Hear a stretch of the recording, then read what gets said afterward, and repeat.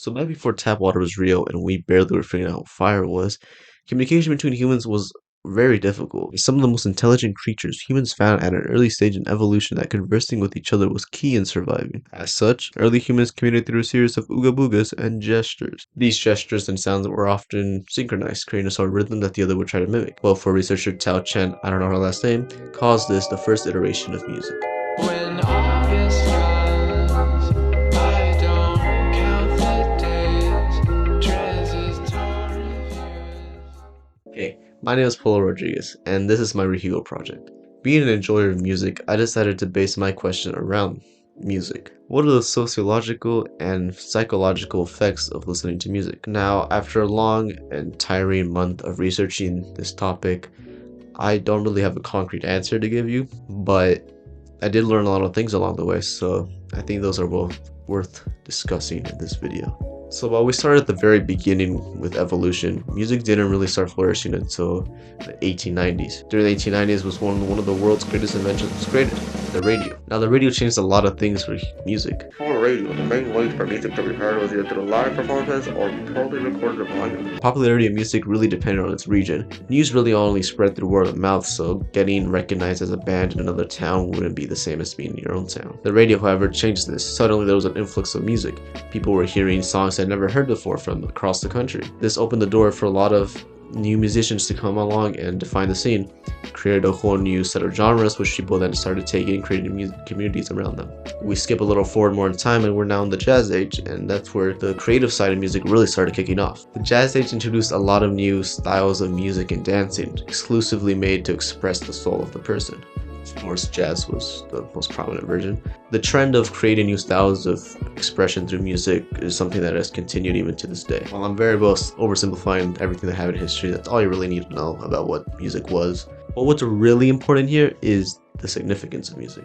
Because yeah, sure, these developments happened and now you get to listen to pretty good music. But why does it matter? Music is among the most common forms of expression. There's a reason why musicians are called artists. What they create with instruments and their voice is a reflection of them as the creator. Song is often the representation of what an artist is feeling and or feeling the artist is trying to capture. I know those two things sound the same, but one is retelling a story and the other one is creating a story, More often than not, those feelings are conveyed through the lyrics of a song. Lyrics give insight onto an experience or emotion that the artist is trying to express, sometimes in a poetry-esque style, revealed little by little through strange metaphors, phrases, or just outright stating their message. Songs usually follow a modified version of the narrative structure, telling a story about either a specific event in the artist's life or a universal set of events that many people experience. The instruments of the song also play a very instrumental part in the song. Get it? Because like instrument.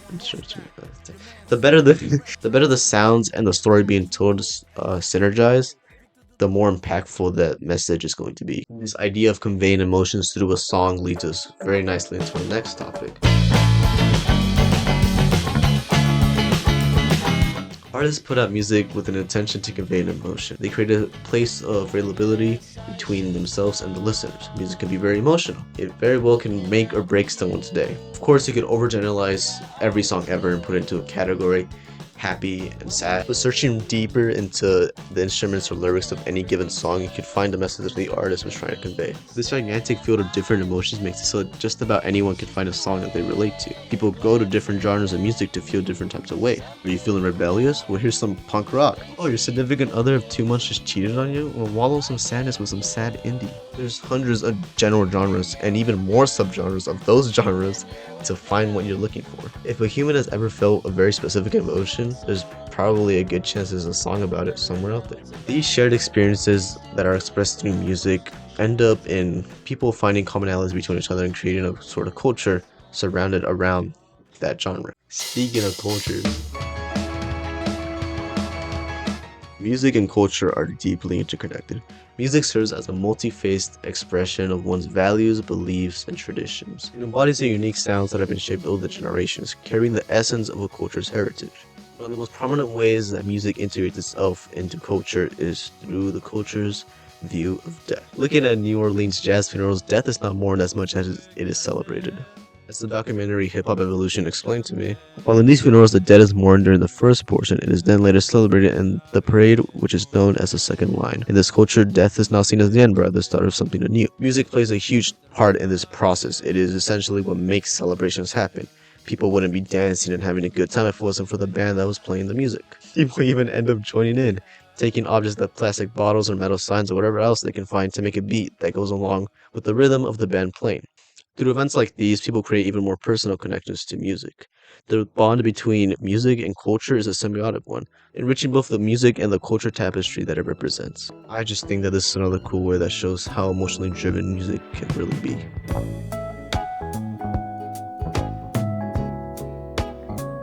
Music holds a lot of value in today's world. It can create a place for people to relax and feel more like themselves. In a world where reality is often depressing and turmoil is right around the corner, music creates a great escape for people to relieve themselves and feel happier as an individual.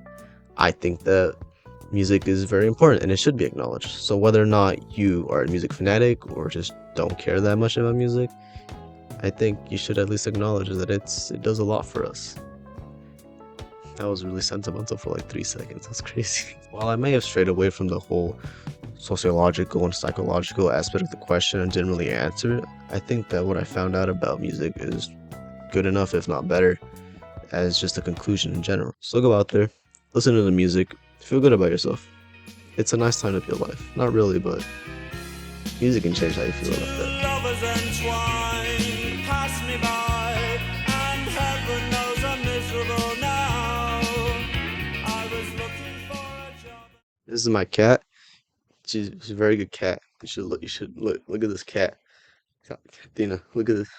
Look at this cat. Look at that. She's very afraid of the tripod. Look at this.